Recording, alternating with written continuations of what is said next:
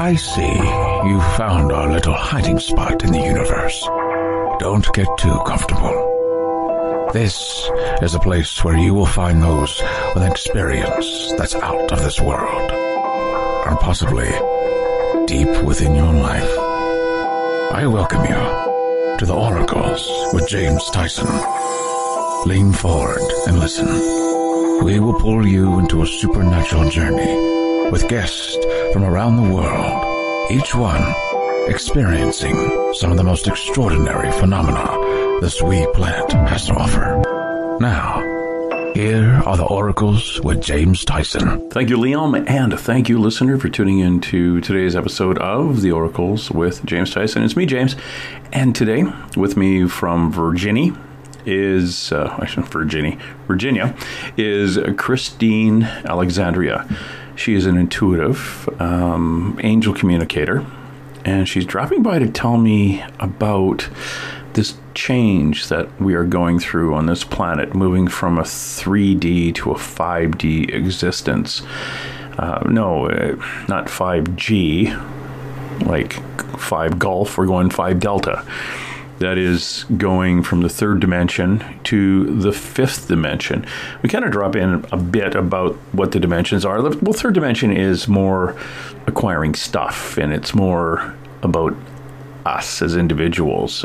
It's kind of the me, kind of that whole gathering your nuts and putting a fence around everything, and this is mine. And we're slowly as a society moving away from, hopefully a little quicker, away from get off my lawn, this is mine, you can't have it, and then putting a wall up around your house, your town, your state, whatever, and saying that it's all about you. So as we grow in ourselves, as our soul path expands, as some people would say, as your spirit expands, or people just say you awaken, we move into the love others and support others phase of being.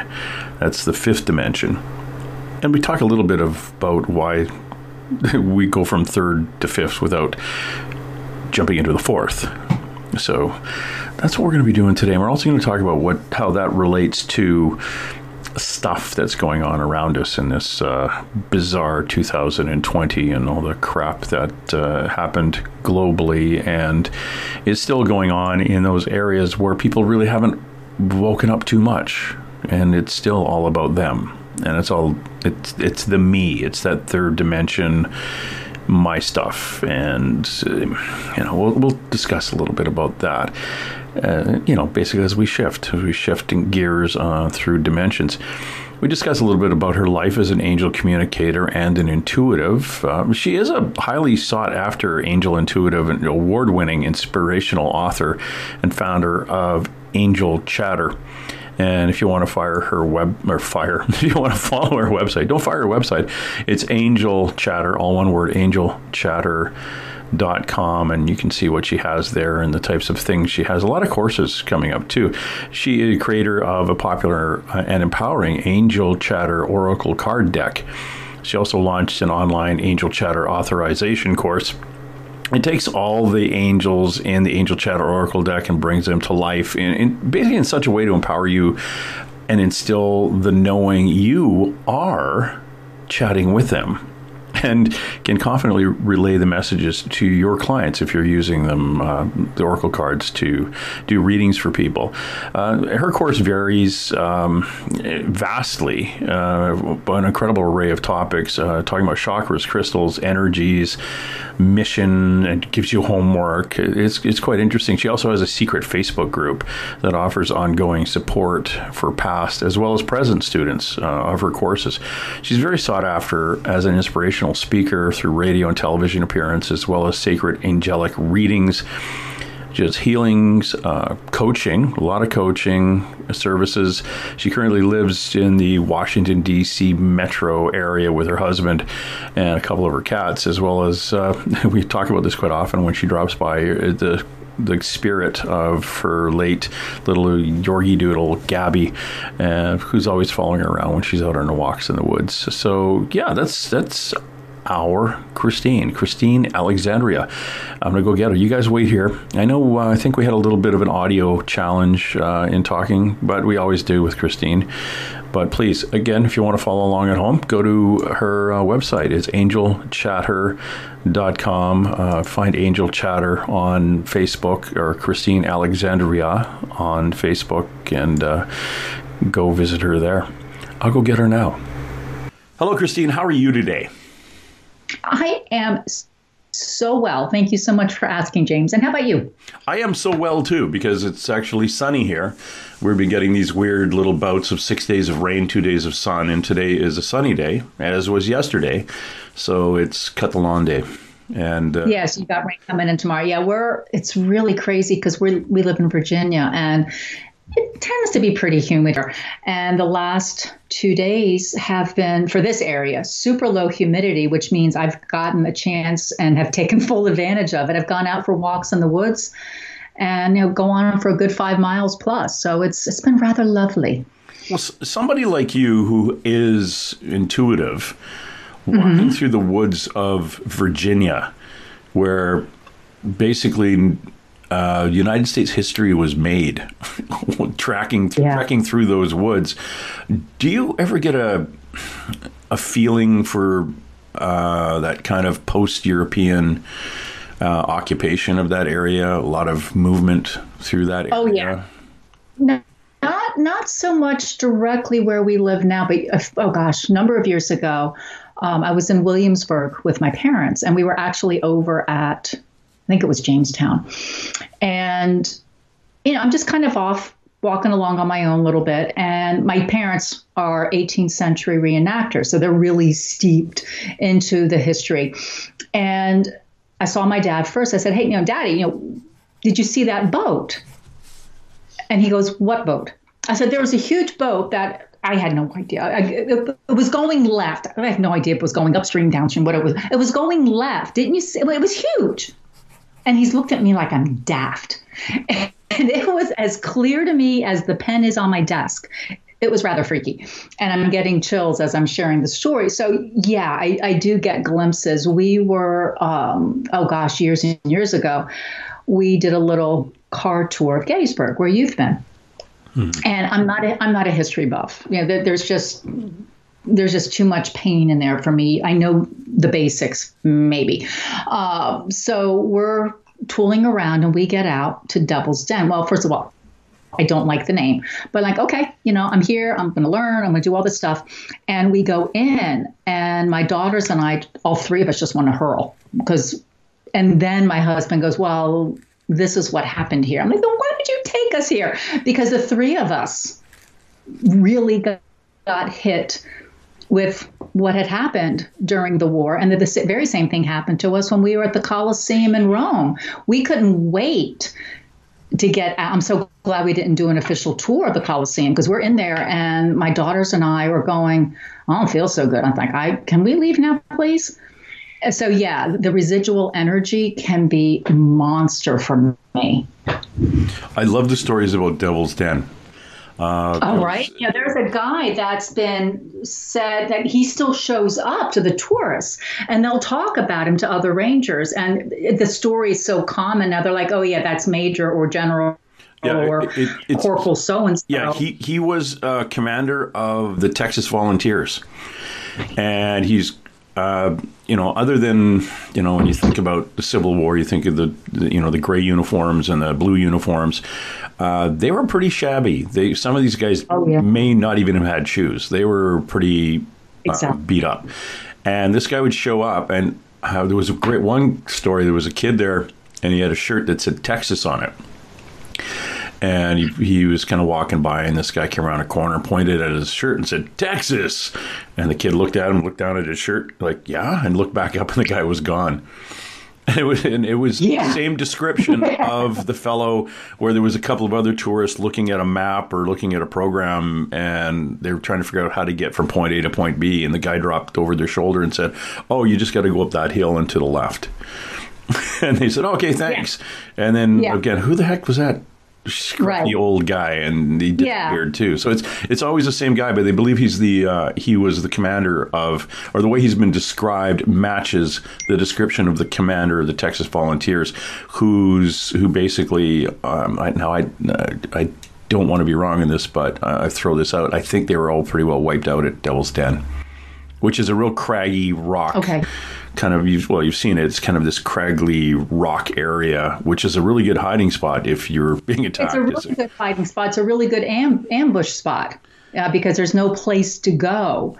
So quite a few perished in that one specific location. So, and you have a guy like that who's obviously very aware and intelligent and can have conversations. And the boat I saw, I'm going to guess, is more of what they call residual energy. There was probably a boat at some point that went up the river or down the river, whatever it was. And I just happened to hit it at that right moment. I was in a different space mind-wise. I wasn't looking for anything, and it just simply happened. And I'm seeing actually a lot more of it, in the last couple of weeks. And I'll look again like, okay, was that a firefly? Was that a hummingbird? Was that just a bird? But I keep seeing flashes of people going by when I'm out in the backyard lately. So there's certainly energy is heightening. The veil is much, much thinner. You and I had talked offline about the third to the fifth dimension, and that's part of it. Well, just to touch on that, first of all, what's the third dimension and what is the fifth dimension? And we're not going to get this, and please don't get this mixed up, listener, with the 5G and all the blah about that. We're talking about 5D, D like Delta. 5D. Dimension. Exactly. So third dimension in general, so these are going to be general terminologies. It's much more ego-centric, very caught up in fear. And we see it all the time, even down to the weather. Is there a snowstorm coming? Stay tuned, listeners. Do you have to stock up? Everybody runs off for the milk, bread, orange juice, and eggs. Right? Or booze, or all of the above. So it's very fear oriented. It's very ego based. There's that sense of jealousy, keeping up with the Joneses, and it's more materialistic based. It's not to say we can't have lovely, nice things in higher dimensions, but more in 3D, it's driven by acquiring that stuff versus simply enjoying it. It's very jealousy, and they'll see a lot of people, and I've had it happen to me where people start imitating me.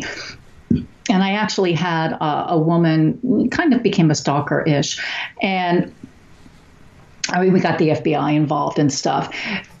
So things that I had created, she says were hers. And, I went on a trip to France 2 years ago, and one of the places was Mary Magdalene's Basilica. I purchased one of the relics there.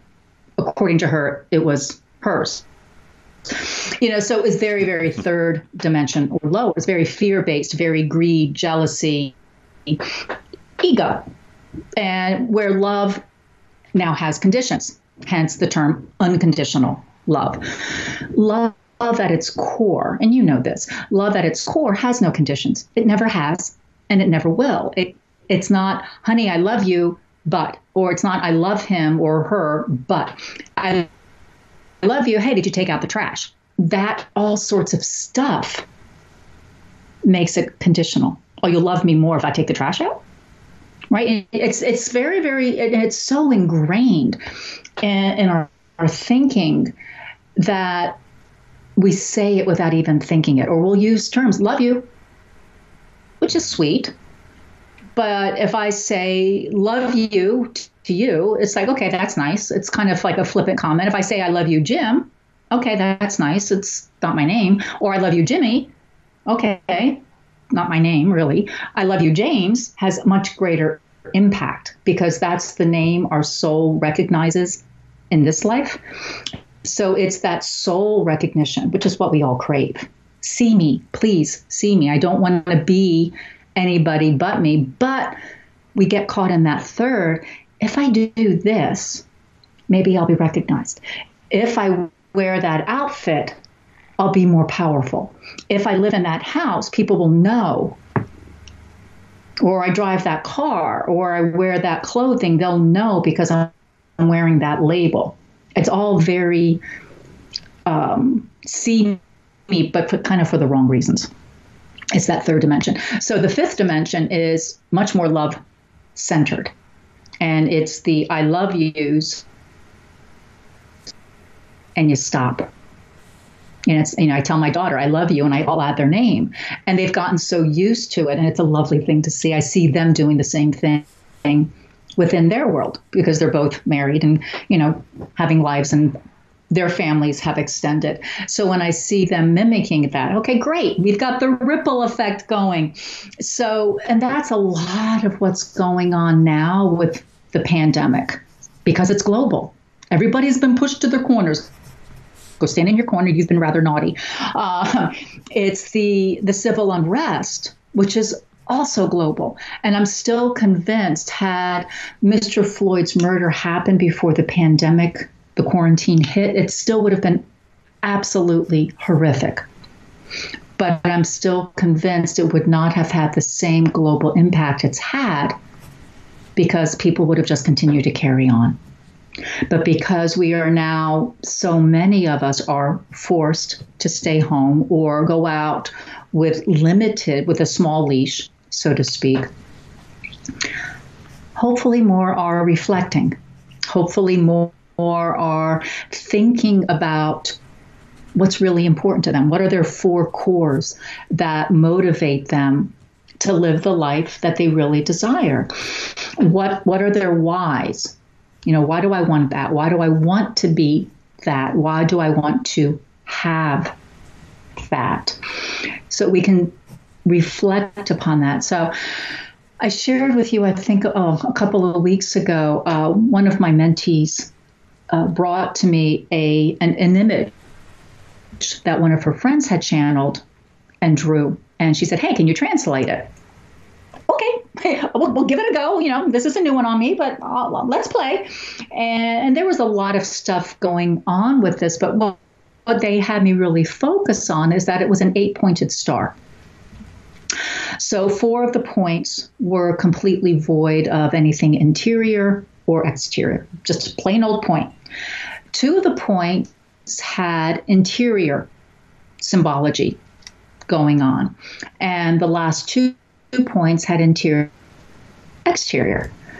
And that's really where they had me focus. I'm like, okay, so what's the deal here?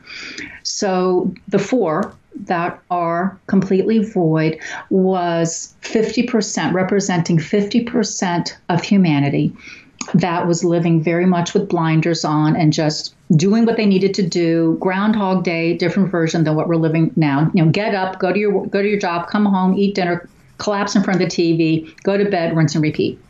And there would be, and I'm not trying to be glib, and there would be moments where things would shift, but pretty much stay the course kind of a deal, and not open to alternatives, not open to thinking, as an example, there's life possibly on other planets. As one little example, that there were more ways to get to an answer. Nope, this is how we've always done it. That's how you have to do it. End of discussion. So that was that 50%. Okay. The 2 points that had interior only were 25% of humanity that went, I wonder, could there be life on another planet? How silly is it to think that we're the only supposedly intelligent race in the entire galaxy? I wonder if there's other ways to get to that outcome that I covet. So they were open. They weren't quite sure if there was or not, but they were open to the possibility. Okay. So then the last 2, the ones that were interior and percent of humanity are the ones that are truly sense of love, that are truly as unjudgmental as they could be in their human body, but aware that everything does indeed have a reason and things are culminating right now for a much larger purpose. Realizing that offering advice to one that hasn't asked is wasting airspace because they're not going to listen. Understanding that all have their own journey and they stand in their power simply being, and people will watch, observe, and be inspired to begin to shift within themselves. So when this whole little adventure that 2020 is offering to us all, my fervent hope, prayer, desire is that 50% will have interior, exterior illustrations, meaning awake. 25% will begin to wonder, maybe. And there'll still be 25% that are still, stay in the course, got to do this. This is what I have to do. And that would be a huge step forward for humanity in general, because it's really, I mean, it sounds coy, it sounds fluffy, and I get it. Love is powerful, and it is. But love can anger you. It can propel you to become an activist of sorts, depending on the cause. But it can also remind you, I don't necessarily have to be on the front lines. I can support in other ways that best suits me, and both is okay. Does that make sense? It does, yeah. So it's a really cool adventure, and especially when you can pull back and just allow yourself to be, knowing you're there to help inspire and empower, which is, okay, they just put those words in my mouth, which is funny because that's one of my taglines, to help lift another up. And knowing you don't have all the answers, and you never pretend to have all the answers. I'm not, and I'll tell my students that I am not the Wizard of Oz. If I don't know, I'm going to tell you. So I'm going to be the most truthful. And I will always, to the best of my ability, to be truthful. I mean, years ago, we were doing a show in Massachusetts, and I was in my lecture, and this one participant said, well, can we email the angels?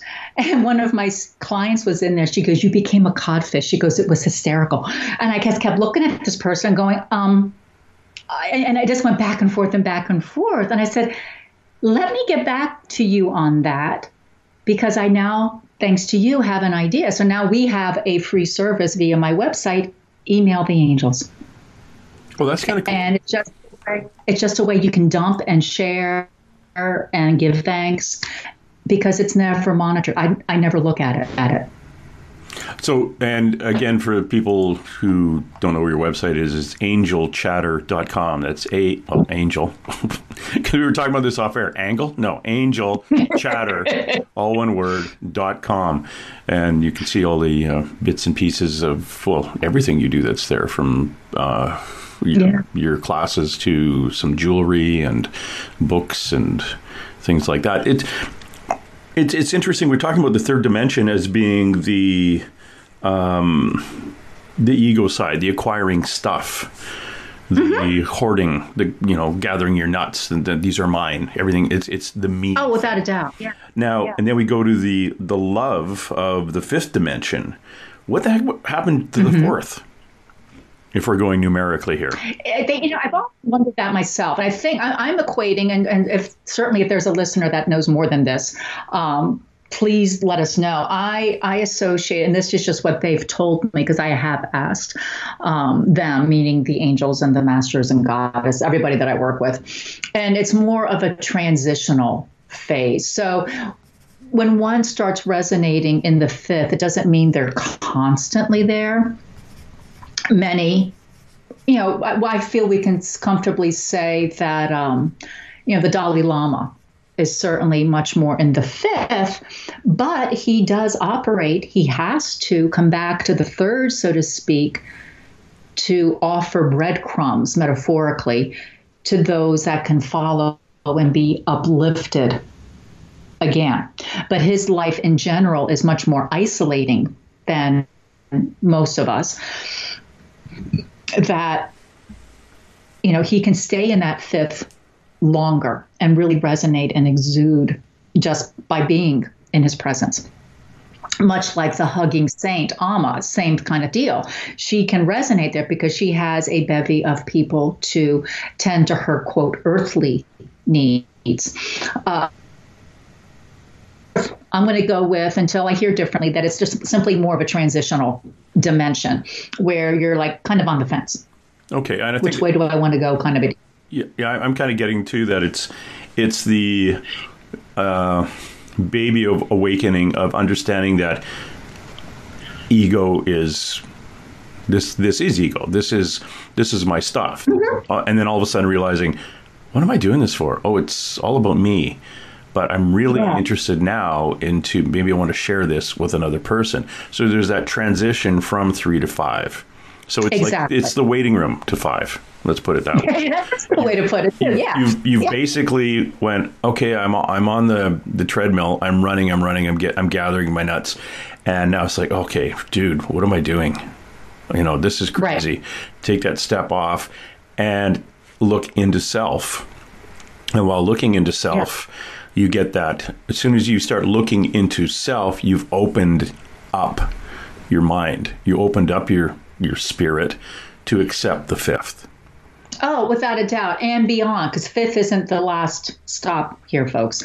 But many of your listeners may not. We had a beautiful dog, as all dogs are, and she was a golden doodle, and her name was Gabi. And her full name was actually Gabriella, but was quickly called Gabi. And you know how to spell it, so I can't trick you. But most people would spell her name Gabby.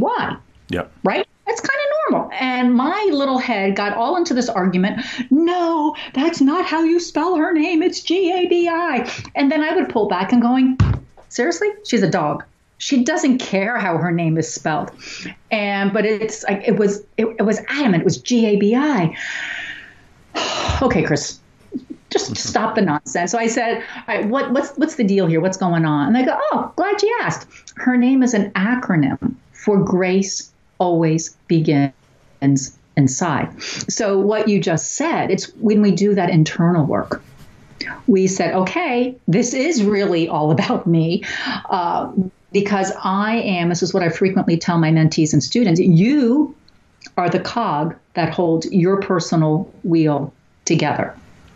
If you don't like one of those spokes, if you don't like something in your life, instead of blaming another, let's go, okay, this is my life. What can I do or not do to shift this?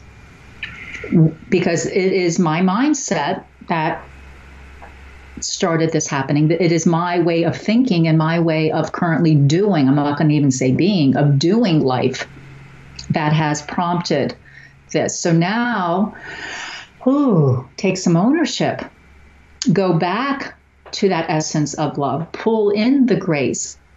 Ask your guides, whomever they may be. But then the key is, as you know, shut up. Because it's when we're quiet, you get to see those cool boats going upstream. It's when you're quiet, you get ideas of what you could do. So a few years ago, when I was expanding the authorization course, I was working on Sandalphon's lesson. And he said, I want the Kabbalah included. Sure you do. I can barely spell the Kabbalah, let alone feel any remote morsel of being qualified to teach it. He said, come on, let's go for a walk. Okay. So a lot of face rubbing involved.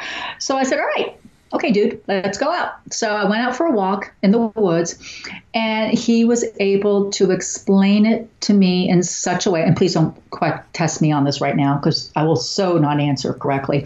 But he was able to explain the Kabbalah in its basic, most rudimentary form on how he wanted it included. And as things go, I'm constantly changing and how I can better serve. And I'm thinking of taking the course and making it a bit more mainstream, because I realize a lot of the students are doing it for their own evolution. They have no intention of becoming an angel card reader, which is great. I'm honored and thrilled that they think so. So maybe they don't, I'm thinking, again, mind, that they don't need all this information if they're doing it for their own growth. So I was thinking about removing the Kabbalah to make it a bit more mainstream, easier for those that didn't want to become an angel reader, trying to make it, a bit more user-friendly, shall we say. So I asked my students, I said, what do you think about this? And they all jumped collectively and said, no, keep it. We love that part. Okay. So it's that little bit of listening, and moving forward, because I often, not so much these days, I'm getting more comfortable with my gifts and power. But initially I was like, well, who the heck am I? Here I am, little Chrissy from a little tiny town in Delaware. And you're telling me I'm going to create an oracle deck, because that was my first product. And I pretty much fell on the floor laughing at them. I'm like, yeah, God knows the world has enough oracle decks.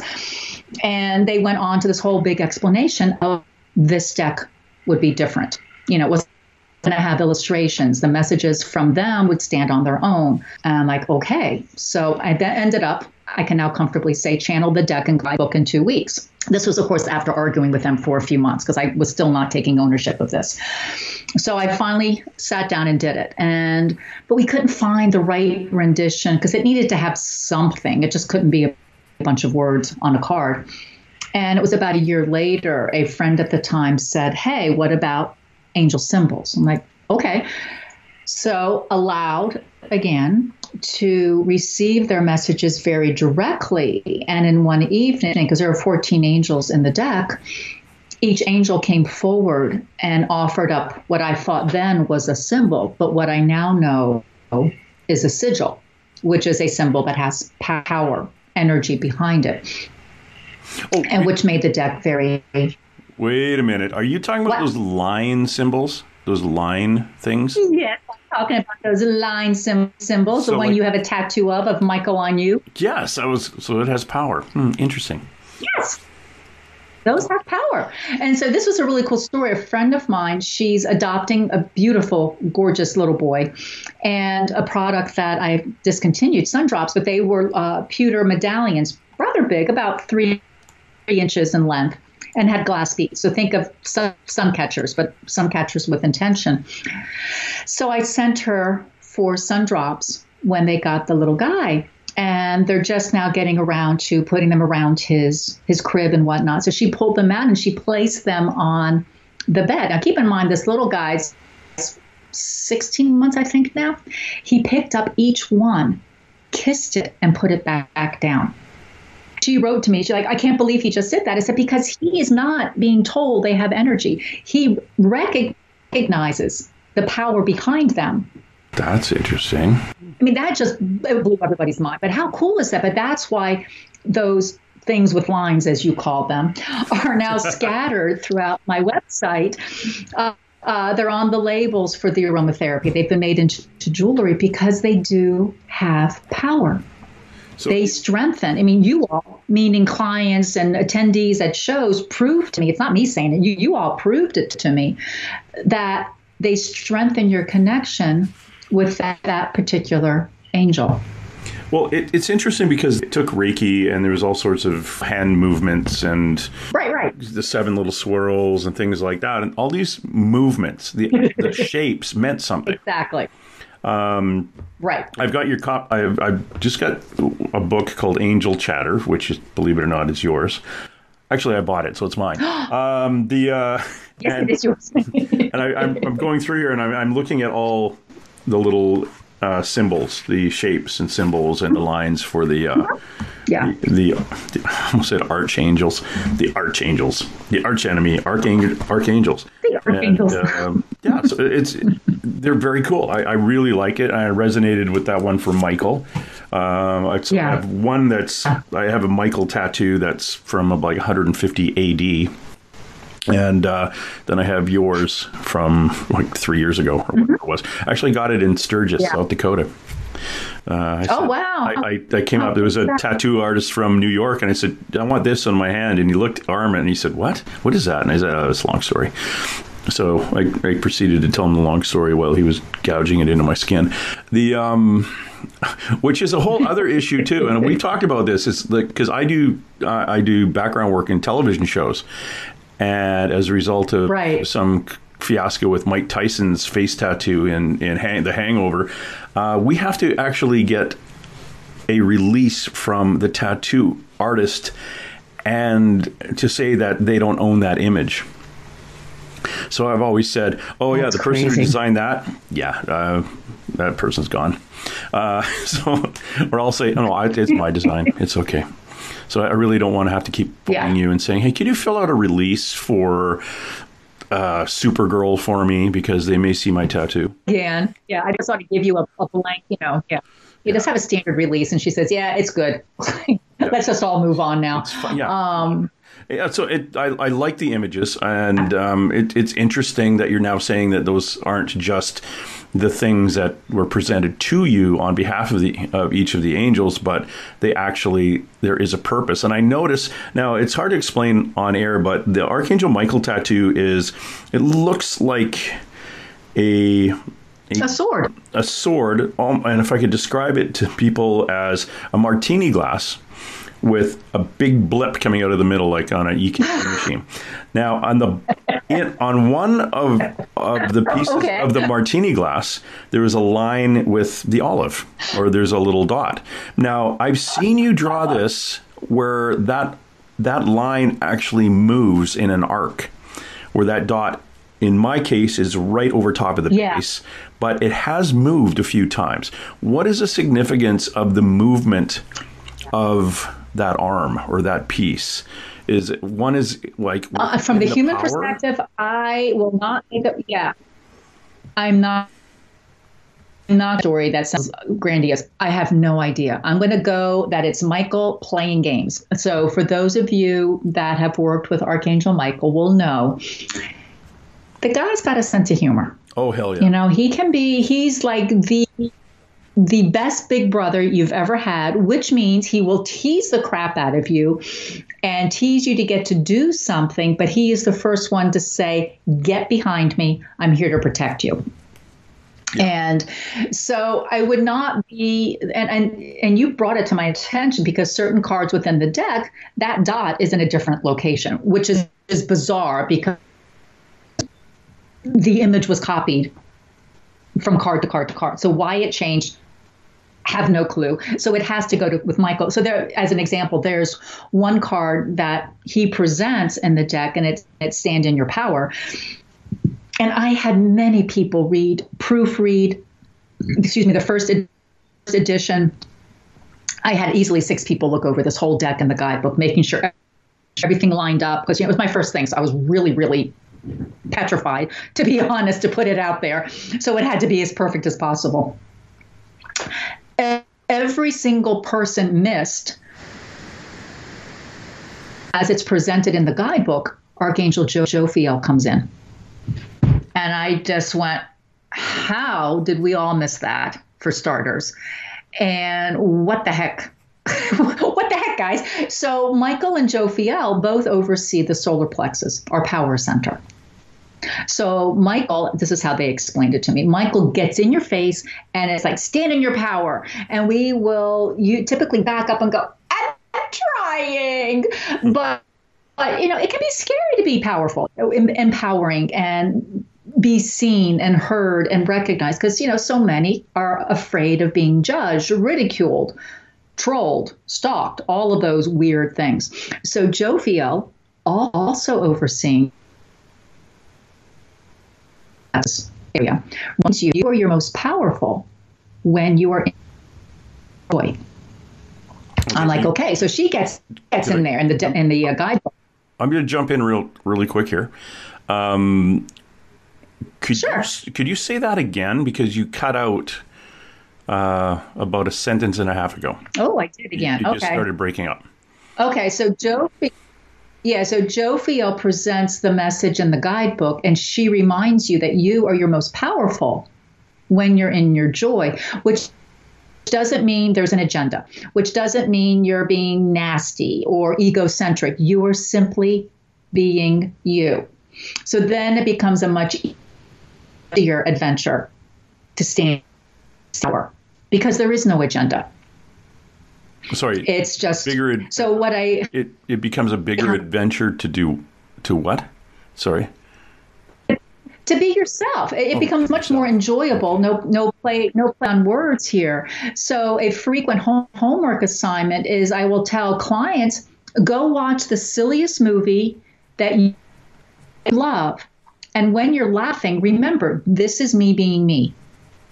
I am living the present moment. And at this exact moment, I am completely powerful.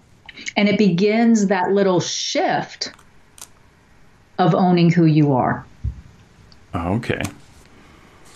In your work, who do you work with? Actually, when you were like putting cards together, and when you do readings, and when you're teaching and helping others, who do you draw from? Do you actually draw from them, or do they just show up? That's another thing too. It's like I'm thinking about doing a class in this, and that's a really good question. Yeah, that's a really good question.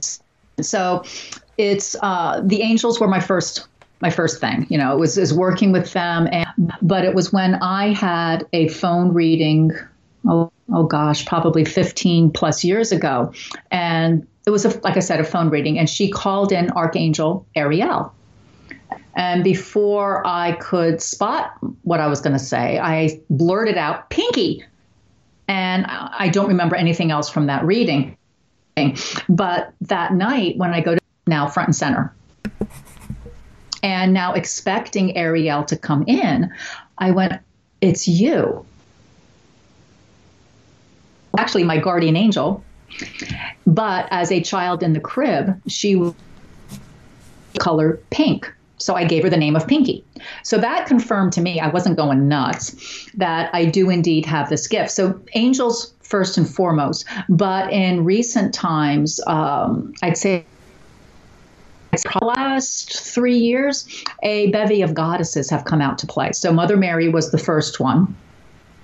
And I argued with her, no, I'm angels. I only do angels. She goes, but I'm the queen of angels. Oh, okay. So that was their foot in the door, so to speak. And since then, Ishtar, Isis have come forward. And the bigger one for me is actually Mary Magdalene. I have a very, very strong connection with her.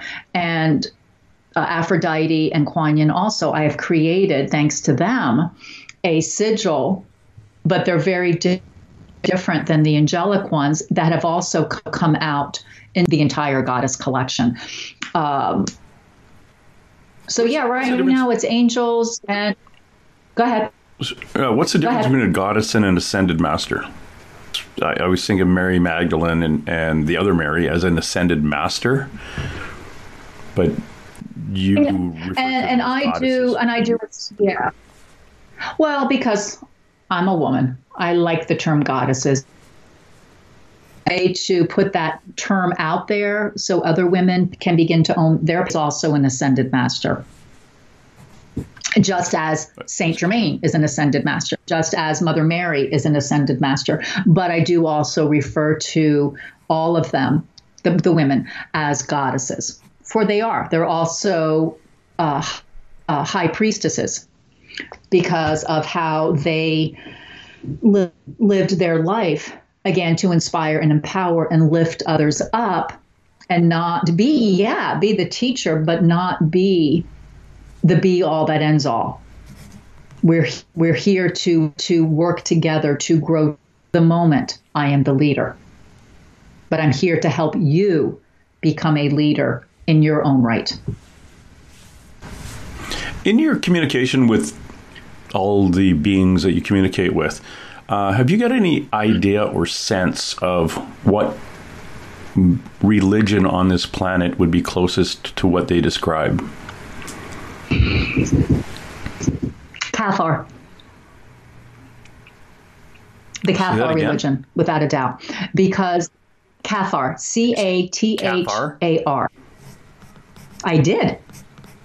Okay, good. I wasn't sure because we have this weird connection every so often. It breaks up, and I'm thinking, what did you say?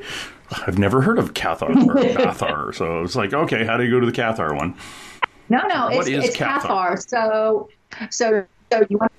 So the Cathars actually going to get a little rebellious here with Mary Magdalene's daughter, Sarah Tamar. She is accredited to starting the Cathar religion, and it's talking a lot about what we talked about earlier today in our conversation. It's working through the energy of love. Male and female are equal. So they were the victims of the Inquisition. They're called heretics because, the victors write the history books. They are, I can't remember the name of a town in France that I went to, and it's a small little town. You actually can't drive in it. They call it the Avenue of the Martyrs because as they were marched down this avenue, lane, more like it, they sang, and then they were all burned at the stake. There's a deserted, crappy-looking castle at this point because it's completely fallen into ruins. It's called Montsegur, Montsegur, where the Cathars were held, blockaded for many months, and they ultimately converted, believe it or not, quite a few of their guards who joined them in the pyre. Though legend has it that 4 escaped, scaled down the back of the mountain because it's at the top of a mountain and it's rather hairy to get up there. So they scaled down the mountain to preserve their most prized possessions. So Catharism went underground, though the last known, quote unquote, Cathar was Guillaume Bilibast. Died 699 years ago, which means in 2021, according to his prophecy, we shall return. Love returns, which supports this whole explosion globally right now of people waking up, of realizing it's been done always this way is not necessarily the right way to do it. It was very much of a community existence and supporting. And it was the teachings, taking the teachings, if you want to get biblical, but it's not in that biblical sense, but taking the teachings of Yeshua and Mary Magdalene and focusing on the within journey, focusing on that essence, that energy, that power of love and the simplicity, but yet the power of it all. Yeah, it's pretty out there, but it's crazy powerful once you allow yourself to be open to that possibility. And I've done not a tremendous amount of research. I've done a tremendous amount of poking around. I've yet to find a really good book on Cathars because it kind of comes from a very judgmental standpoint. But the Cathars are still very much alive. People picked it up. They went underground and were quite quiet about it. And they don't like the title that I am a Cathar, and there will typically be I am human. It's not that I identify as a Catholic or a Baptist or I'm Jewish or whatever, or I'm agnostic or atheist. It's I am human because it is the essence of how we kind of were supposed to be living all this time, but humanity got off course and became very 3D, very much greed and hoarding, as you said it. Yeah, I wonder if that 3D, that the greed, the me mentality, and I've talked about this to other intuitives who are rather prophetic and could see things that are coming, and they talk about us moving from me to we. Oh, without a doubt. To get that out. Yeah, and that it's coming. It's just going to hurt. There's a lot of damage going to be caused in the process of that movement from me to we. Oh, without So, and that's any birth is painful. Having gone through it twice, birth is painful, and that's what we are doing across the globe. We are rebirthing, and hopefully many more will be awakened, remembering to the we versus the me. And it's not you have to be of service and be impoverished. You know, I've been told, and I turned right on. A student told me years ago, she says, "Oh, you're getting greedy. Your cases are going up." And I'll say, "Have you learned nothing?" You know, we can have whatever we desire when it resonates with our truth.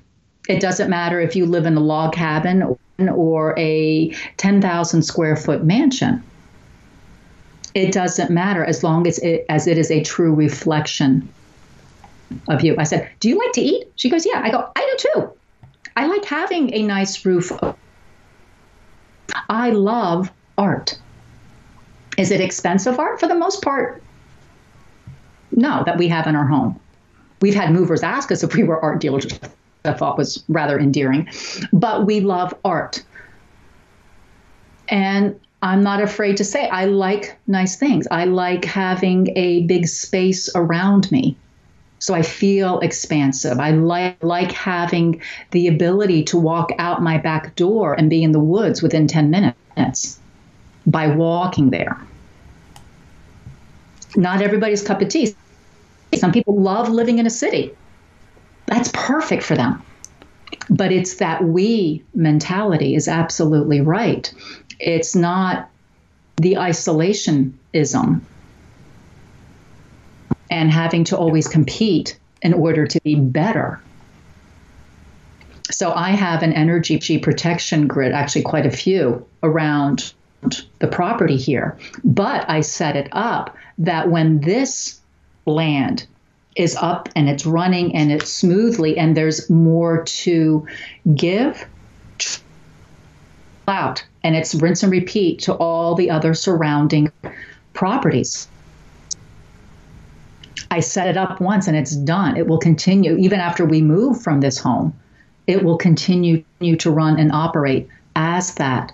And the funny thing about it, since I've done that, every single neighbor, the three that are directly surrounding us, they're opening up. So it's a really interesting, they're talking to me a whole lot more.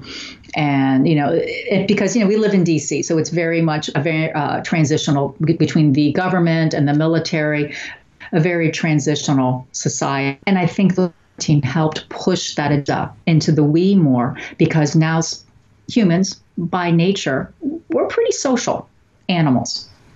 You know, being by ourselves is not the norm 24 hours a day, 7 days a week. Some love it, but the majority were very social. So the quarantine is now, okay, I've got only the people in my home. Let me start talking to you now. But it's indeed trickling out to be more the we. It's about time. It is, isn't it? I don't want to say past due. Everything does indeed happen for a reason. It's been one of my mantras for a long time. May not understand the confusion and the hatred, because I certainly don't. I mean, when I was a child, and I'm sharing this little story more and more, the house we first lived in Delaware, my parents had put in privets. We had the corner lot. And I carved out a little niche in these privets, and I'm in there praying for world peace. Who does this? Me. Well, first of all, what is a privet? A privet is like you silly Canadian. It's an evergreen bush, very, very small leaves, and it's very dense. So it creates privacy. So it's a natural privacy fence. Oh, it's a hedge. More or less. But hedges doesn't have, it's not a real plant name. We're talking to a frustrated landscape architect here. A hedge is a thing it does. A privet is an actual plant. Oh, okay. So it's it is the name of the plant, but it does indeed create a hedge, creates a living fence. Oh. Yeah. So I would go into this hedge to make carved out my little thing, and I would go in there and pray for world peace. Seriously. And so that's been my thing for as long as I can remember. You have a thing, actually, and looking at you from the outside, looking in, is you are very, very connected once you're around plants and nature and in the forest and in the woods and close to things with the roots in the ground. That seems to be your happy place. Oh, it's very much my happy place. Gardening, I am. I could have been a dynamite landscape architect. It's my therapy. By no stretch of the imagination, because I'm so connected and connecting with angels and goddesses, ascended masters, etc., is pretty out there. But I still have to function here. So working within the gardens, very, very much a grounding exercise. Going out in the woods, very much of a forest bath experience. The trees. There's this one gorgeous sycamore. And this is grandfather tree. And I always make a point of going up and putting my hands on him every single venture into the woods and thanking him. And it doesn't necessarily last very long, but I go and I talk to him for a few minutes. And it's lovely. It's quite lovely, actually. But yes, this particular land keeps giving back. I was very clay. There's no soil here. It's clay. And I was digging to put in plants because enduring gardener here. And I literally found a gnome, and it was like 6 inches deep. So somebody had to have buried it, and it became quite the little social media thing in my little social media world. It wasn't, an international sensation by any stretch of the imagination. And then I planted Doug with the apple. Well, some animal had the nerve to dig up Doug and the apple, and Doug went MIA. I thought the world had died because I now am missing Doug. Lo and behold, my neighbor finds Doug 2 weeks ago, and she says, I think the gardeners found it in the yard and just tossed it under my deck, but I found your gnome. So this land, I keep finding these little rocks, gorgeous, and I'm digging up plants to put around her. And I find this beautiful, again, we're talking a good 6 to 8 inches in clay, this beautiful marble. So that's now up there with Doug, and it's adding to his little home and his little collection of goodies that I keep finding in random places in the yard. So where we are currently, I find it, one, quite comical, and two, it's the land's way of saying thank you. Finding these random, completely, it goes, Mom, you need to write a book about Doug now. I'm like, yeah, you know what, I might have to. So... Which is very interesting. We were talking about Doug, a gnome that was found 6 inches under the clay soil. We're talking to Christine Alexandria. Please go to her website, angelchatter.com. Again, angelchatter.com. You channel angels too, don't you? I had a gentleman, Gregory Possiman, come on, who channels ascended masters and angels. And he basically said, would you like to see who comes through? And I said, yeah, whatever. And the Archangel Michael came through. And I always describe him in that instance, and that communication was like imagining Michael was that pre-Coca-Cola Santa Claus, that short-bearded but bass. And he said, do you have any questions for us? And I was like, dude, really? I had no idea you were coming. When you call back in about an hour, we'll have a bunch. It was fascinating. I've never actually had somebody do that or channel, which was absolutely fascinating. When you channel, what do you do to open the door and allow something in? Is it a meditation? Is it a request? And do you channel if someone says, hey, who shows up?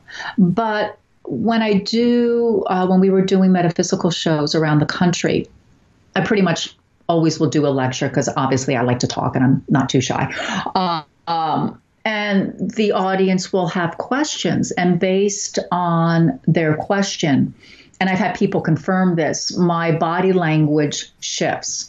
My voice tone will also shift. I don't get all squeaky or thing where, that, but it shifts enough that for those that are super paying attention, apparently it does. And it's not something that I'm aware of, because the way I channel, so to answer your question, do I do a meditation? No.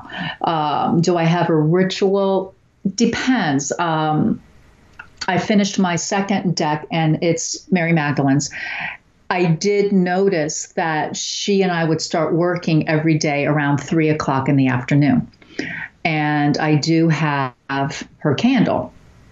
That's my product, and it has her sigil on the label. So as part of the ritual, I would light her candle, and then she would just plow through, and we would do a few cards, because the cards are taking a completely different trajectory than the angel chatter cards. And I've let a few people think, they go, oh, this is so not you, and very, very different energy than the angel cards, which was lovely to hear, because I really don't want it to be me. I want it to be her. See, that's the human me coming out. When I'm working with clients, who's showing up today? Can I do it on command?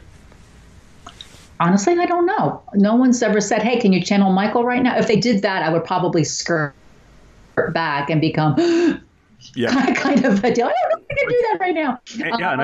And I think as soon as I'm sorry to cut you off. It's just our audio is okay. A delay in it, so I thought there was a pause there when I started talking. I think if someone was to do that, you start thinking too much into yourself. Exactly. And that makes the doorway a little bit like there's all of a sudden you've thrown a bunch of cardboard boxes in the doorway, and now it's going to take a bit to open it up. That's a beautiful way to describe it, because it would be then, can I me being me, can I do it good enough for them? Can I help them right now? And then I start overthinking it. Yeah. And that's when I get into trouble, when I overthink. Christine, I ask because there are times when I talk to you and you actually will say something and then you'll say, oh, that's them talking, or you'll get information and it's like, oh, they just came in and told me to say that. And that's very common talking to you. So it's like they're there with you all the time anyway. Yeah. And kind of standing in line waiting for, like, I'm going to step in here and give her a hand, or I'm going to do that. So it's not really...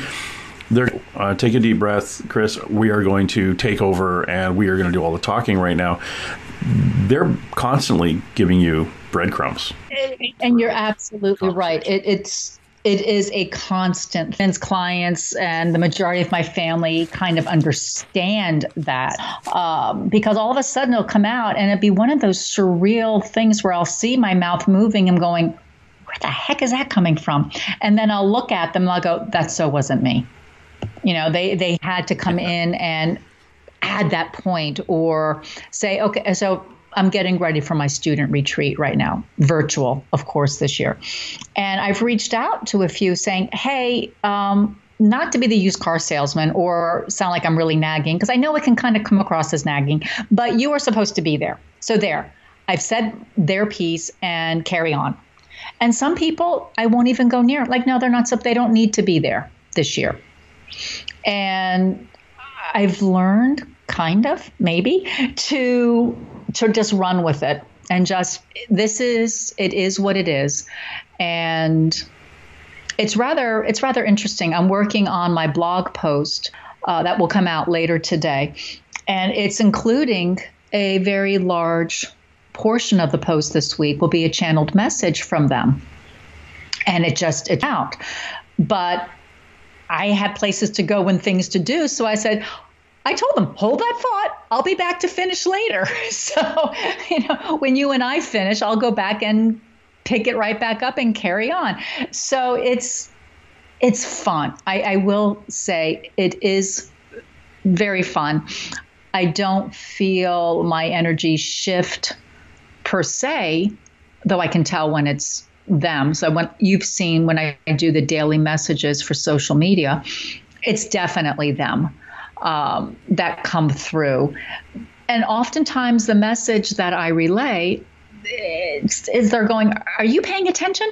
This applies to you too, young lady. And like, okay, got it. And because it pertains to so many of us. I can't be the only one frustrated right now, or I can't be out through the dailies, as I call them, are good for pretty much everybody. Go to the website, the angelchatter.com, and sign up, and also take a look at all the different classes that Christine does and provides. Thanks. It's very, very cool, because you are, well, a lot of things. Yes, I am. Well, you are certainly Gigi a lot of things. To you, Grand Goddess. Gigi. I'm a Grand Goddess. Gigi.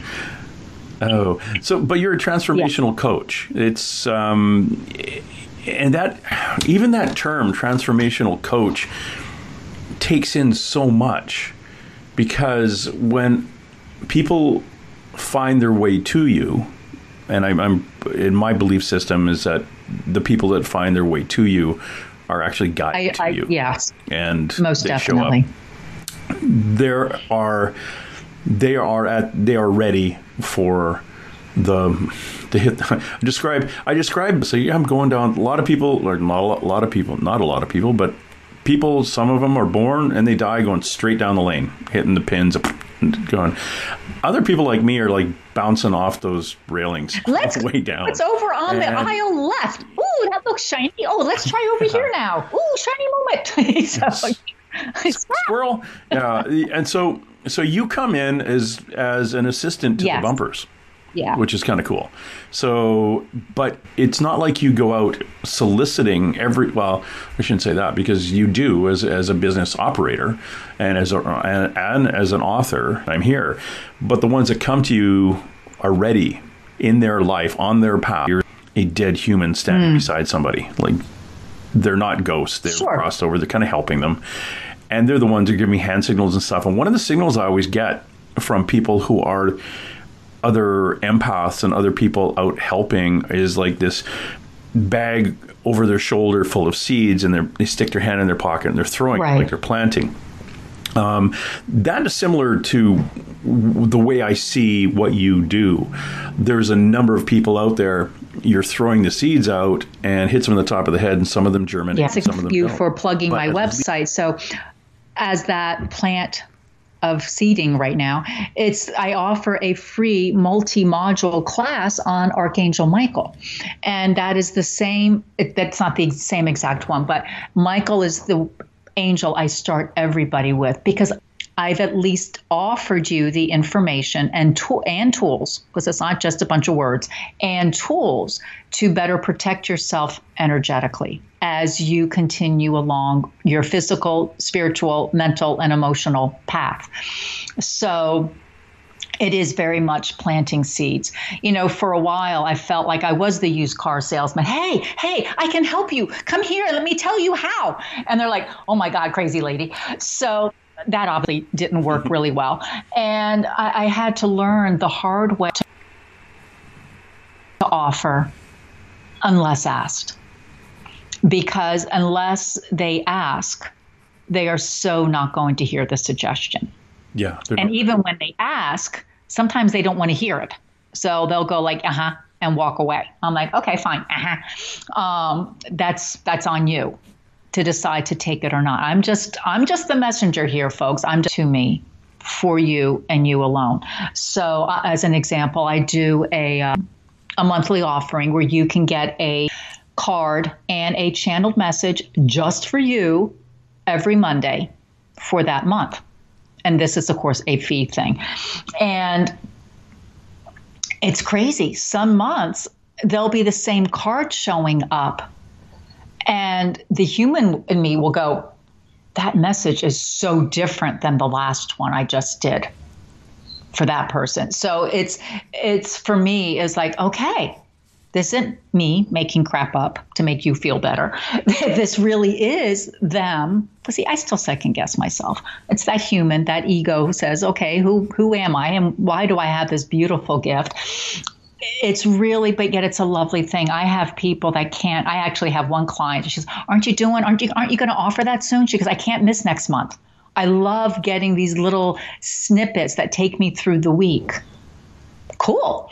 And so once people really discover me, and my students are finally when I say I'm here for you, it's not lip service. So, when I did all of my studies and whatnot, when the course was over, that was it. Teacher gone. Bye-bye. Thanks. Oh, that was lovely. Is anybody going to help me here? Oh, no. You're on your own. And it was horrible. Oh my God, my face is huge.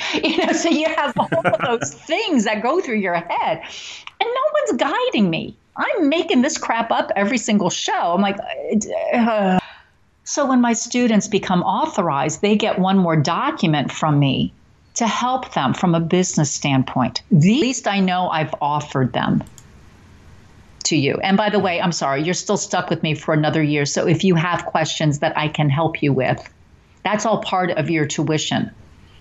So, and they're like, you really mean that?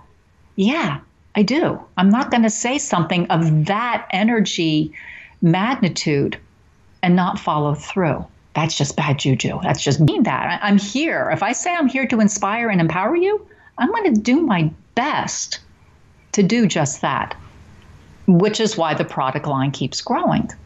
I have the books, I have the jewelry, I have the aromatherapy, because not everybody responds to the same thing in the same way. I learn by visual reading, but I also need to hear it literally. And then it has a fighting chance of sinking in. Yeah. If I just have to read something, it's a yawner. Oh, good Lord. Yeah, it's like, if you send me a book, it better have pictures in it. Or it better be on audiobook too. Right. So that's why, the Michael class PDF downloads, but there's also, yay me, there's a video of me for every lesson within every module. So it will rehash what's in your PDF plus, so it's up to you to take notes, but then that's how all of my courses going forward will be the auditory, visual, the video portion, but a PDF for homework and notes. And these are the really big tidbits they want to make sure you saw and get. So we all learn different ways. And I'm trying to remember how I felt during and after classes, whether it was a good teacher or most often not so good teacher, and how would I do it differently? If I left with a boatload of questions, which is I often did, I needed to include that information when I taught. It's like with the authorization course, it's based off the Angel Chatter book, my last one, Angel Chatter, Heavenly Guidance. Yes, the one you have. Thank you very much. It doesn't have many pictures, so please be patient. It's a gift for a friend. Oh, good. So they didn't. There you go. And so, working on all of these things, it just became really important. So there's a lesson actually in the authorization group about terminology that's not in the book because, the readers really didn't want that part, but it was important for my students to not feel stupid if I keep throwing out a term and they have no clue. Because I remember taking my very, very, very first Reiki class. I was so young and green. Chakras. And my head's going, what's a chakra? I have no idea what she's talking about. And I felt stupid for asking because the way she was talking, we were supposed to know these things. So I included a section for the group. Some things are going to be like, oh, did not know that. So it was at least a place where everybody could be at the same level. They could, if they didn't grasp it, they can always go back to it because it's kind of a glossary but it's that important for me. That's an empowering thing. If I'm here to teach you and you walk away with a boatload of questions or I make you feel less than, how good of a teacher is that? How good of a teacher is if I'm not there to help you during and after the course? To me, it's not a very good teacher. So those classes I've taken, I learned many things. The curriculum, sure, but then how the class was conducted and how I felt during and afterwards. So I've taken all of those lessons to heart. And that's why some people can crank out a course in a weekend, and God love them. But I can't, because I will definitely get into overthinking, and I will most definitely, because I'm prone to over delivering, but I would having you feel like I took advantage of you and just took your money and walked away. Yeah. Because that's just kind of how I roll. Well, you've got some good stuff on your website. I'm kind of tossing and turning about getting the Oracle deck, because it comes with a guidebook, and I've always been told to throw the guidebook away as soon as you get your deck. And I wouldn't disagree for a seasoned person. Oh, that was my very first time. I had 3 psychics looking at me and saying, "Take this book. Oh, it's really nice, isn't it?" Well, throw it away. Because my cards were actually, there was nothing written on the cards. For you specifically, you personally, I wouldn't disagree with, because it was a lesson for you to better trust what the messages you were receiving.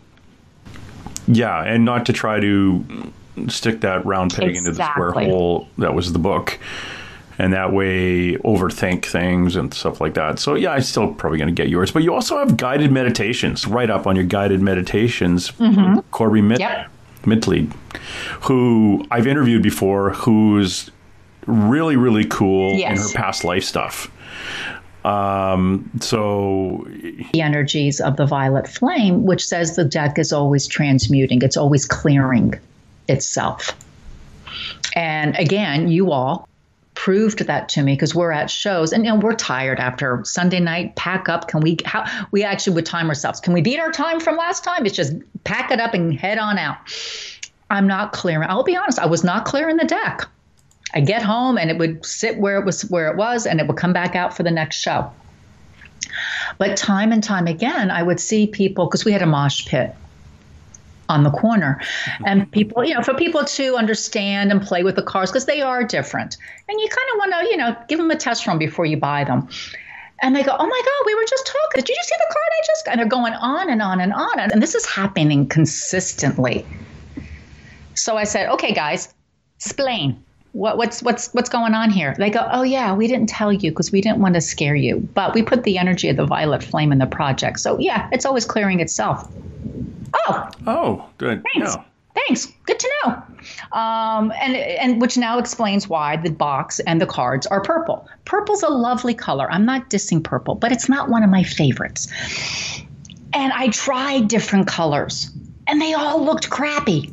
They said, "We want purple," but I don't like purple. Everybody does purple in the woo-woo world. Too bad. The deck's being purple. You see who won. The deck is purple. And there's probably a reason why everybody does purple in the woo-woo world, because that's what's supposed to be. Right. But being me, trying to go against the flow a little bit, I would have picked out a different color at the time. But now knowing that the violet flame is infused into all of this, okay, now that makes sense. I can live with it. I get it. So it's kind of, they often will tell me things after the fact, ahead of time.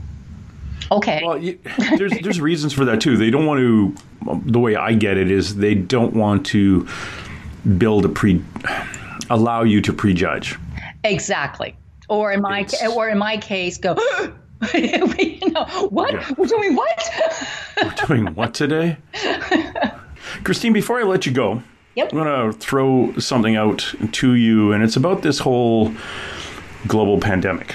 Sure. Now, as you know, I'm and I don't watch a lot of American television. I watch your TV primarily on the West Coast. But it's like, if there's a bunch of us over here, we'll turn it on just for poops and giggles. Yeah. And then just real quickly, can you hear me right now? I can. Okay, good, because a window popped up here saying, "Warning, cannot get normal audio data." Oh, dear. So I'm like, oh, great. So I'm just double checking. So just nod your head if you're listening. Absolutely. So I can hear the wheels, and France has a plan, Japan has a plan. And we look our news kind of points at you guys, and we're like, okay, you're 4% of the entire population of the planet, and it's that me thing going on. Very, very much so. It's that me thing. Oh, this is a plot by the opposition party for the government that's in power right now. And it's all them making us wear masks. And it's them. The COVID isn't really a bad thing. And, it's all blown out of proportion. And we're looking at it going, damn, you got a lot of dead people right now. Yeah. and they're increasing. So what is it that is going on about the me? Is it, and this is a rhetorical question, but this is what I perceive, is that there's been this, I'm going to lock myself in the basement, lock my house, put a fence around my house, put a fence around my town, my county, my state, my country, just leave me alone. It's all mine. This is my stuff, and you can't tell me to do something. And my perception is, it's like we're getting ready globally to say, okay, these are the people who get it. These are the people who don't. It's not like, some people are kind of awakening and some people are living better with others. And we're all like going from, again, third dimension to fifth dimension. Right. The third dimension people are digging in pretty hard. They're digging in very, very hard. But it's one of those illustrations of Black Lives Matter here. And my son-in-law is Black, and I don't profess to know all that he's gone through, but compelled to go down to a quiet demonstration in downtown DC. And 98% of the people there were very respectful and loving. There were a few that you could tell just by their demeanor and their energy, very, very angry. So it's one of those, the loudest ones are heard the most. And certainly there's a faction of that in this country. But one of the I do, and that's begin to comprehend, honestly, at times. But there was, because this country was built on rebellion. Hello, Revolutionary War, right? So it's all about bucking. It's like it's ingrained in this country's DNA. It's I have to rebel whatever rule you give me. And it's those that are complying they're not weak. They're just going, okay, this makes sense. I'm not going to get into, well, I'm more informed and I'm better, because that gets into the judgment. I've chosen to do. And you also have a right if you choose not to. But just as, there have been many stories and videos, and I'm sure you've seen quite a few, of people refusing to wear a mask and having a complete meltdown. But every store has that right. No shirts, no shoes, no service. Okay, just add on there, no mask, no service. The store, that business has indeed its right as they choose to. So where this is going, I'm going to go back to that 8-pointed star. And I'm hoping I'm so right on this, or better. And it's the breakdown as they have been sharing it with me. Things often need to break before they can be fixed.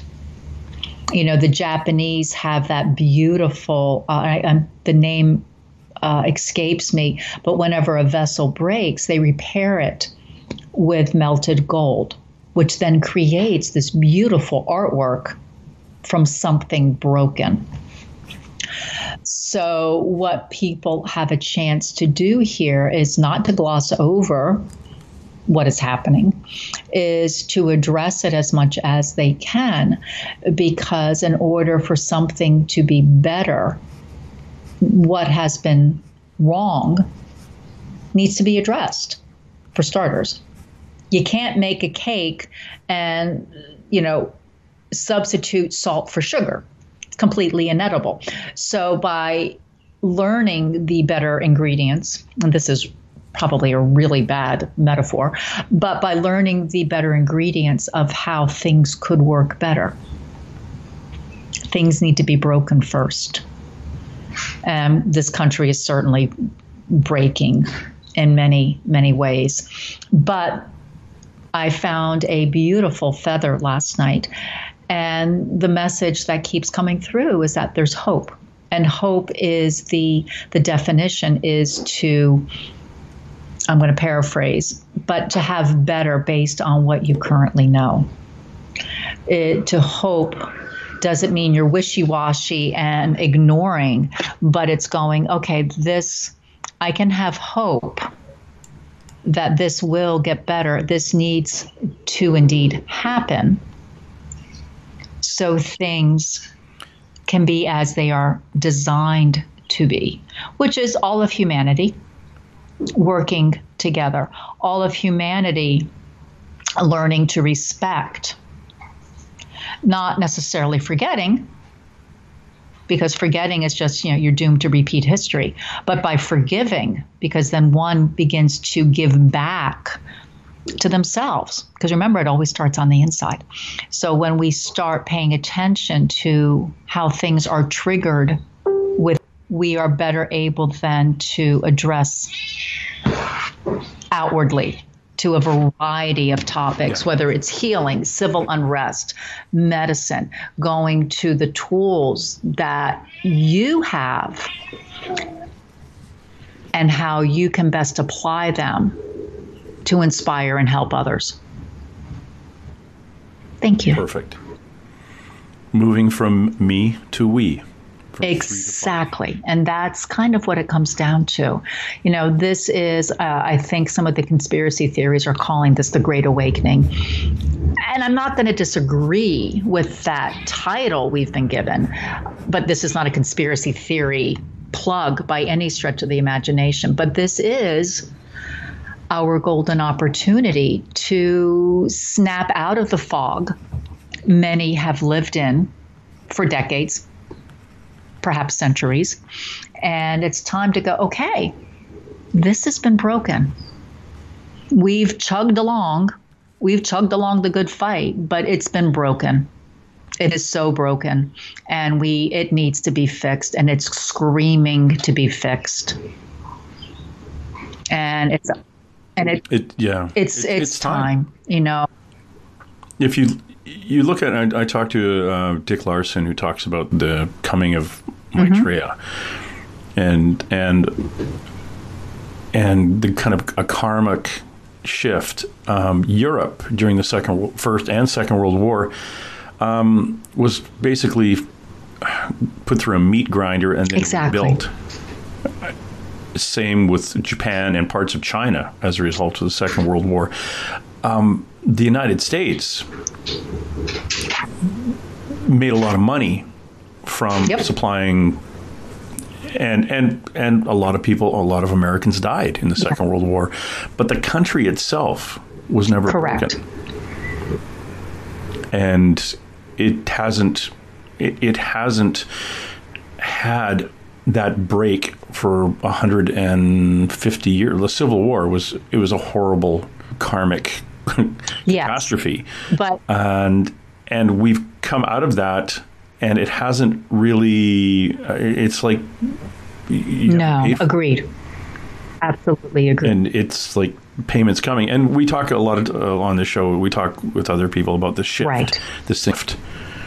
Living with the earth and not off of the earth, and things that are coming and things that are going to be better. Oh, yeah. We didn't even talk about the ecological benefits of what's been going on, that things are broken, right? I mean, that's a whole other show in itself. And I've been telling people, investigated and did surveillance on a serial killer, and the results of what happened in our country as a result of an inquiry after he got convicted of killing 22 people of the 50 that he did kill. It actually started a national inquiry into the murdered and missing Aboriginal women. And that inquiry pulled the lid off all this catastrophe that was going on in the Indian communities, the First Nations communities here. And the lack of support and help for victims of sexual abuse and domestic violence and things. It was like, how many people had to die for the government to go, oh, we should pay attention to this? Was it 3, 4, 5? No, don't tell me we don't have an effect on the planet we're living on. Oh, we still have an effect. My sister started a campaign last year. She lives about an hour from me now, very, very close to the Potomac River, which can be very much a cesspool. It's basically, I'll just toss it in here. And where they live is close to a basin area, which pretty much collects everything. Mm-hmm. And I helped her once last year. And throughout the course of all the times that they did this, and they didn't do it that often, I think they had close to 6 tons of trash. It was insane. We had, the day we were there, and we were only there for 2 hours, we had 60 bags of stuff. But since she had been doing it, the bald eagles came back. The day I was there, we saw a fox going, hey, yay, you're here. Let's get this done. The wildlife immediately responded to the emptiness of tires and styrofoam and golf balls and pens and shoes. I found shoes, and I told her if I find a foot attached to the shoe, that's it, I'm done. This is getting a little too crazy. Who throws a shoe away? And it was just insane. So it's that me. Good.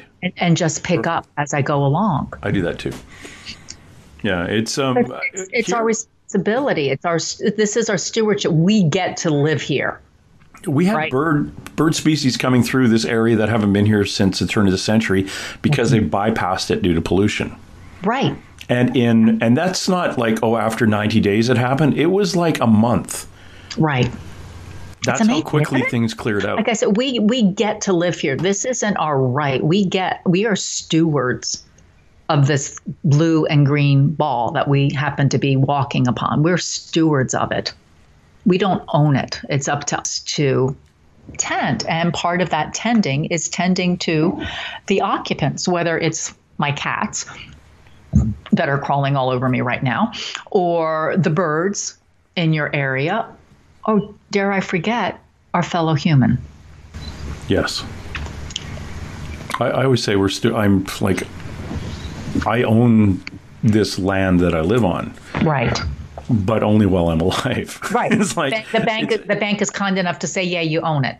Yeah. The bank can. I gave a lot of money to someone else so I could occupy this residence, and eventually I will get money for it for someone else to occupy it. So I'm stewards of the land. Exactly. And I'd like my ex. Her parents had a farm, a big, huge cattle farm. And her sister lives there with her husband and their kids now. And the grandmother lives there. And it's still like a river going through it and ranch land and everything. But that land was there before they were born. And it will be there long after they die. Let's hope. But it's not like it's quote unquote their land. They've paid a lot of money over time. Sure. To be allowed to be the stewards of that land. Right. And I was raised, and I have instilled this into our now adult children. You leave something better than you found it. Yes. And sometimes better is just picking up that can. I mean, my husband used to laugh at me. So we would travel for the shows, which means we're at rest stops, et cetera. And I would come home with a stash of things I picked up underneath my car seat. He says, "What are you doing?" I said, "It's not taking up any more space in the car. It's a cubby. It's underneath my seat, and I'm going to recycle it." So he started playing along. But it's just, you leave it better than you found it, because I am giving back to the land. I'm actually tilling the soil on a regular basis. So it's not so much clay. So it can offer more life, hopefully leaving it better than we found it. Oh, yeah. It's like you used to always say, leave only footprints, take only pictures. Right. Exactly. I'm going to let you go now because my listener probably hung up by then. So it's weird. But I want everybody to please drop by your website, Christine Alexandria's website of angelchatter.com, and see all the different things she does, and all the if you're interested in angels and aromatherapy and your classwork. Thank you. And oracle cards, like I'm going to get. And yes, I'm going to get the guided meditation. There you go. Oh, man. If you want to follow her on the Facebook, it's Christine Alexandria on Facebook. And check out her mini Archangel Michael class. Which is absolutely free. Take it twice. Absolutely. Twice is free. But your exchange rate's still higher than me, so even free is still 39 cents on the dollar. Also, you're on Twitter at CH Alexandria. I am. CH_Alexandria on Twitter. And please just drop by. Yeah, please do. And if you are on Facebook, come join us in Sacred Space. Yes, Sacred Space on Facebook. It's a real thing. It's a closed group called Angel Chatter. You have to answer a few simple questions because we keep it sacred. And guess what? It's a no political zone, period. Oh, okay. Yeah. Good. You say anything politics related, guess what? You're out and you're banned for life. This is a place to relax, question, ask, support, all sorts of things. And it's amazing. Oh, it's fun. It is fun because, I just started it. I just said yes and started it. And it's all the members that make it amazing. So I'm just the steward for the group. That's all I am. And you have great members. Some of them are a friend of mine. It's like Adam Bernstein. It's cool. Guys from all over the place. Lorianne Lothian, who does our astrological, when I draw names from our Patreon people, which I have to do, but Patreon's charging tax on it now. So it's not like they're winning prizes. They're actually just being given these things. Got it. Of no value at all. Don't tell Patreon. But Lorianne's great. She had COVID. Oh, wow. I know, right? So I guess she's okay now, right? She is. She's better. She's not like our other psychic friends. So, they've died, but they're better now. But no, she was out here in Vancouver visiting, and she got it. And when she's back in Montreal, and Montreal had they got hit hard from it. Oh. But yeah, she's doing better. Oh, that's good. I phone her, and I'm always getting her when she's too busy and not able to answer the phones. But that's great. Anyway, thanks a lot, Christine. I know we've had some technical difficulties. I apologize, everybody that was listening. Thank you for sticking with us, and yeah, we'll try to fix that for next time. Okay, you have a wonderful day. Thank you. You too, James. Watching you while you sleep all alone. All right, that's it. Let's roll. And hey. Let's be careful out there. Far over the snow, what are those voices? They sing as they go, what are those voices? Look up for the mountain.